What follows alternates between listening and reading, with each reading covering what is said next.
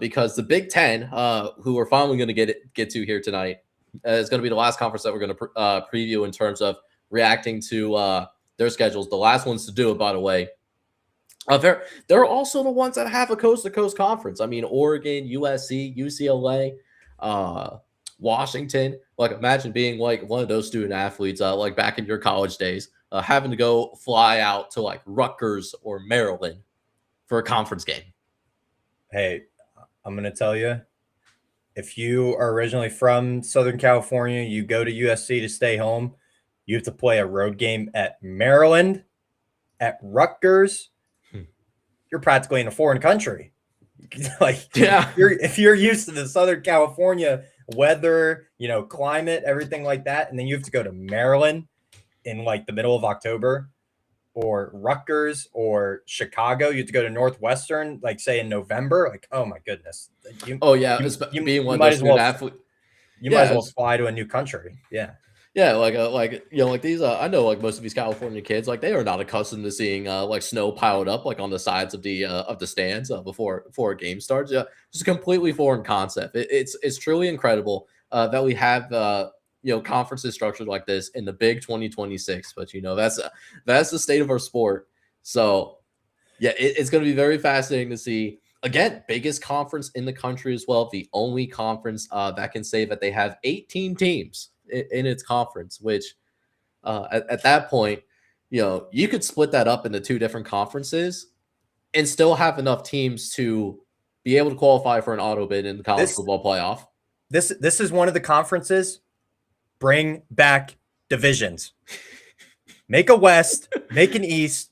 The two best teams from each division meet in Indianapolis because that is right in the middle. Yeah, and not only that, like the Rose Bowl has a tradition of being the Big Ten tie before we had the college football playoff. If you really want to tickle the pickle a little bit, have the Big Ten championship at the Rose Bowl. Oh my God, cinema. That is Mr. CEO for you, just thinking of ways to make the sport infinitely better, or at least not as worse as like what the conference commissioners want to do, but at least slightly better. At least slightly better. At least my suggestions are like chaotically fun suggestions, right? Like some of these. Yes. All right. The Big Ten. The Big Ten. The Big Ten. So I'm going to save some time. I know that you want to put Penn State as the biggest winner. I know that's no. What makes you say that? What? How could you ever assume something of me? Are you serious, man?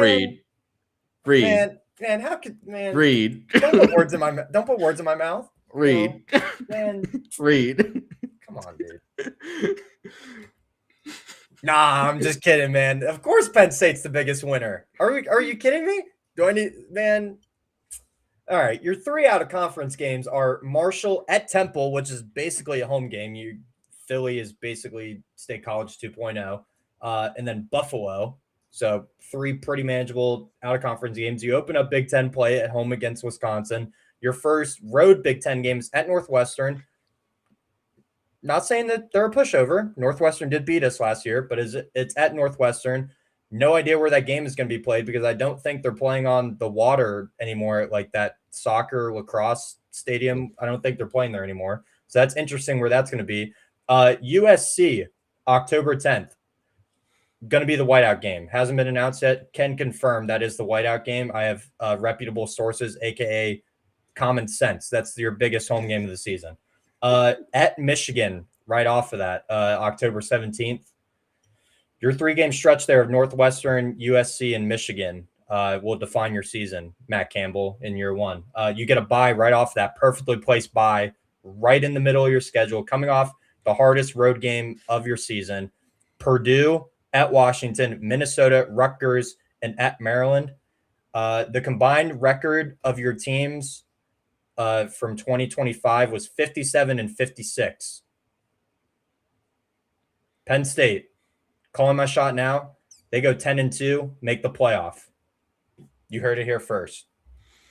Yeah, and I mean, you can see it on screen here too. I have Penn State as my biggest winner as well, and I mean, what is there to say? Although I will say, shout out to Temple for being able to schedule not only these power conference opponents, but being able to bring it into your building. Mind you, Temple, they hosted Oklahoma last year, who Mhm. did make the college football playoffs. So, I don't want to say anything, Temple hosting a Power Four team. Does that lead to that Power Four team making the playoff? We're going to have an additional data point that's going to either confirm or deny that a suspicion. So definitely more to come in the following months. Yeah, I mean, there's really nothing much more to say here. Really, aside from the like going against Michigan on the road, going against Washington on the road, could be your two more difficult games. Mhm. USC could provide some challenges as well, but if they win just one of those three games and then they handle business in the other three quarters of their schedule, Penn State is going to find itself in the big dance at the end of the year. And it helps that they do have that Big Ten logo as well, so they'll get a little bit more of Yes. that benefit of the doubt when it comes to those at-large conversations, if it does come down to that. For sure. And another thing we didn't mention that I meant to mention in my initial spiel, they don't get Ohio State. They don't get Indiana. They don't get Oregon. You missed the three biggest teams the three best teams in your conference. USC at home is very intriguing. Can confirm now too. The Love for the Game tour will be there. Confirmed October 10th. Love for the Game tour will be at Penn State USC. Jaden Maiyava versus Rocco Becht is one of the most intriguing quarterback matchups stylistically and like offensive style wise for both of these teams, because you're thinking Rocco Becht, more of a pocket passer, able to, move around in the system. And then Jaden Maiyava is one of the best quarterback prospects in the country. So just absolutely fascinating. And then who knows what Bryce Underwood and Kyle Whittingham are going to be by the time of October 17th next year. So fascinating. By that time too, Michigan would have played at Oklahoma. No, they get Oklahoma at home. Excuse me. They would have played Oklahoma by this time next year. So yeah, very, very intriguing schedule for Penn State. The biggest loser for me in the Big Ten is actually one of the teams that Penn State doesn't play. It's the Ohio State Buckeyes. Now, if you're talking strength, I'm sure Jake is going to have them way up on the strength of schedule that he puts out. Combined 2025 record of their Big Ten opponents is 82-38. Let me say that again. The combined record of their Big Ten opponents based on their 2025 records, 82-38. Only one other team in conference can say that their strength of schedule was like that from 2025, and that's Northwestern. They would have been my second biggest loser. The Ohio State Buckeyes open with Ball State. Okay, you get a good warm up, ease into things. Oh, never mind. You have to go on the road to Texas week 2 in Arch Manning. Okay, well, that's a challenge. But then you come back home and you get Kent State. Okay, a good little bounce back spot depending on how the Texas game goes. You open a Big Ten play against Illinois. Okay, week 5, you go on the road to Iowa, one of the most difficult places in the country to play.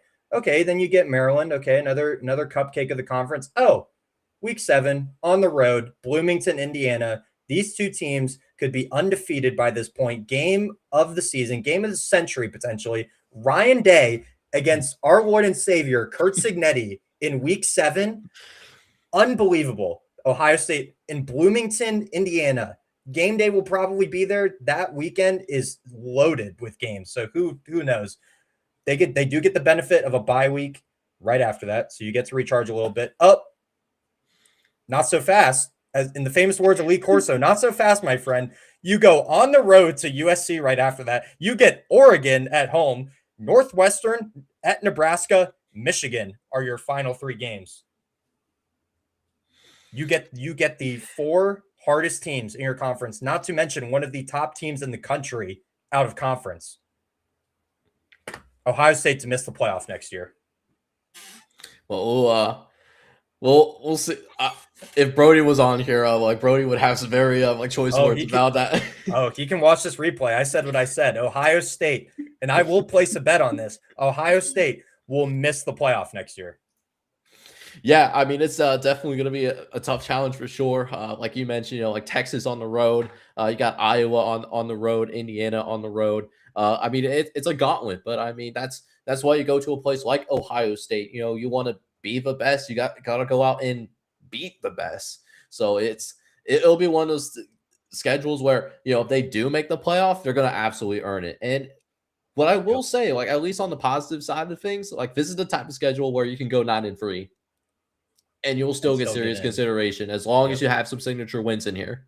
Like if you go 9-3 and you have, an Indiana win in there, and Indiana, wins, in around that 9 to 10 wins, they're ranked, ditto to like a USC or an Oregon, it at least provides that pathway. But like you mentioned, it's going to be a gauntlet for sure. I mean, just solely based on their road games, their 5 road games: Texas, Iowa, Indiana, USC, and Nebraska. Those are no pushovers. That's arguably the hardest away schedule of any team in the country. That now I'm thinking off the top of my head. That's insane. My team to watch is I don't know. I don't know if most of the country is actually thinking about this team just solely based on the 2025 season that they did have. It is the Wisconsin Badgers. The Wisconsin Badgers are my team to watch. Now, I say this because not only because of their schedule, I think they have a very favorable schedule. Um, Man, Colton, I hope you did tell Brody what I said. He can watch this back. He can clip it, put it in the hype video. It's all good. Anyway, the Wisconsin Badgers. I bring them up because their school is finally investing in football. I digress. It's about time. Luke Fickle dipped into the portal. I think got the best portal quarterback of the last 3 years. Because Wisconsin has dipped into the portal the last few years to get a quarterback. I think they got the best one out of the last few years. And Colton Joseph coming over from ODU. I think he's a real dual threat ability that could play a huge role in this Wisconsin offense. So aside from their on-field product that I think will take a very drastic step up from 2025, you open the season with a massive game, which is essentially a home game. You get Notre Dame at Lambeau Field, which is going to be awesome to watch. Western Illinois and Eastern Michigan out of conference games right out of that, or right after that, excuse me, at home. Okay, good tune-ups for Big Ten play. You open up Big Ten play at Penn State. Okay, that's going to be a challenge in itself. You get Michigan State as your first Big Ten home game. That's a pretty good opponent against Pat Fitzgerald's squad. You get a bye right after that, so you do have the downside of playing 7 straight games right after that. But right after the bye, you get your furthest road trip of the season at UCLA. So you get it right after the bye. Get it out of the way. Your furthest road trip. USC at home at Camp Randall. They're going to be jumping, obviously. At Iowa at the end of October on Halloween is going to be cinema. Any game at Iowa, especially if this is a night game, is going to be awesome. Rutgers at Maryland, at Purdue, and Minnesota are your final 4 games of the season. So you get three of the bottom feeders, and Minnesota is a rivalry game, so you're going to be up for that. So Wisconsin has potential. Just looking first glance at the schedule, 8-4. 8-4. Your losses are Notre Dame, Penn State, USC, and I'll say at Iowa. I think Wisconsin takes a big step up in 2026. I will say this because I absolutely enjoyed watching Colton Joseph play, like over in Old Dominion. And if you want to talk about a trivia fact in terms of like who was the first player to score a touchdown against that 2025 Indiana team, Colton Joseph, first play of the season, 75-yard scamper. If Luke Fickle ruins that, man, I swear to the sweet baby Jesus, there's gonna be some strongly worded tweets. If he ruins it, I swear. Luke Fickle, if you're listening to this, I have the key to your season. You run the same exact play that Colton Joseph ran against Indiana, first play of the season against Notre Dame. He's going to house it 75 yards. You go on to win the national championship, buddy. I'm telling you, it's a thing. It's a thing. I'm kidding. I'm totally kidding, but I'm just saying. And ironically, it'll probably work too. But all right.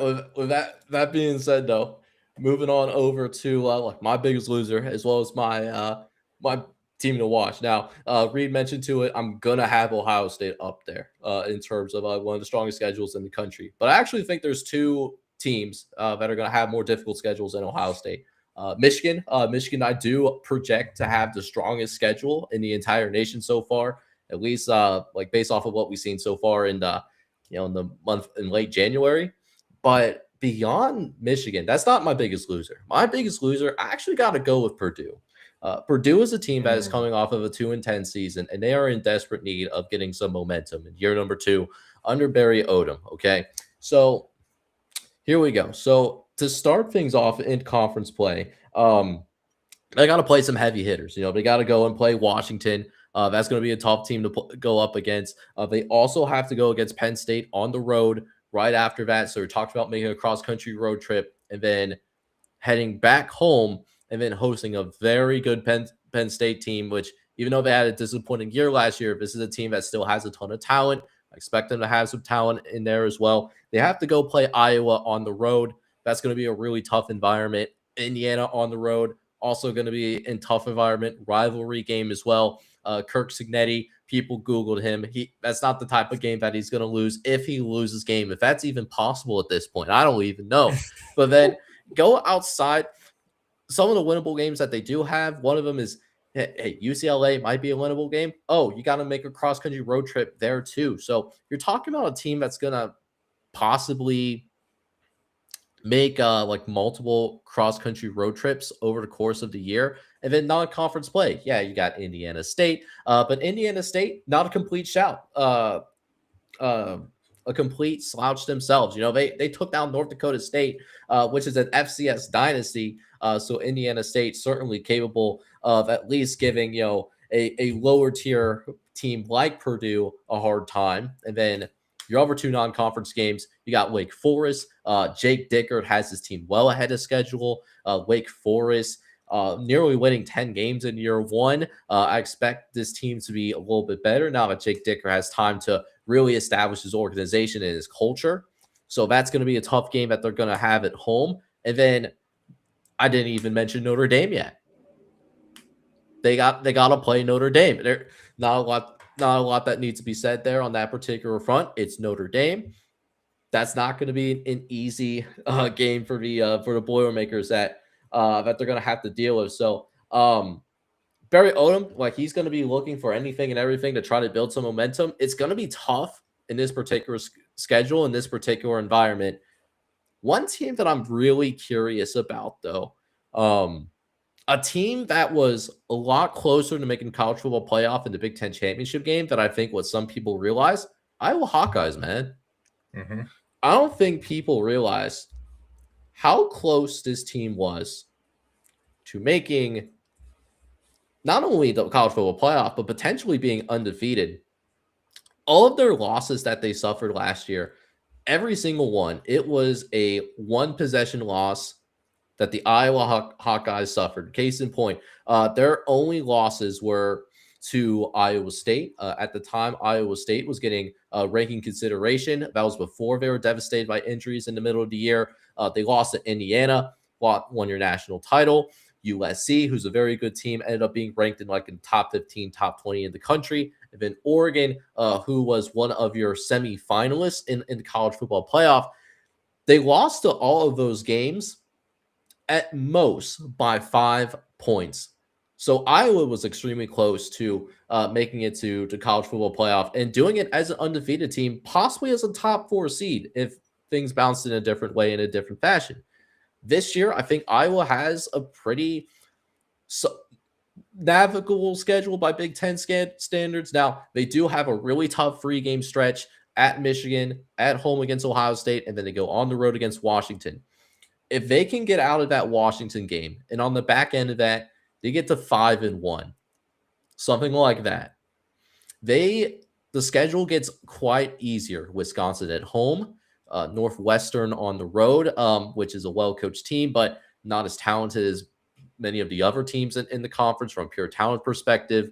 Purdue at home, Nebraska at home as well. So Iowa's a team that I have my eye on here that could really make really a dark horse kind of run and possibly make some noise in the 2026 campaign if they can get some things to bounce their way.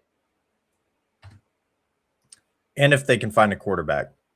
And if they can find a quarterback as good as Mark Gronkowski, that's always been the like the $1 million question with Iowa. Can they get a forward pass going? They sort of had it last year.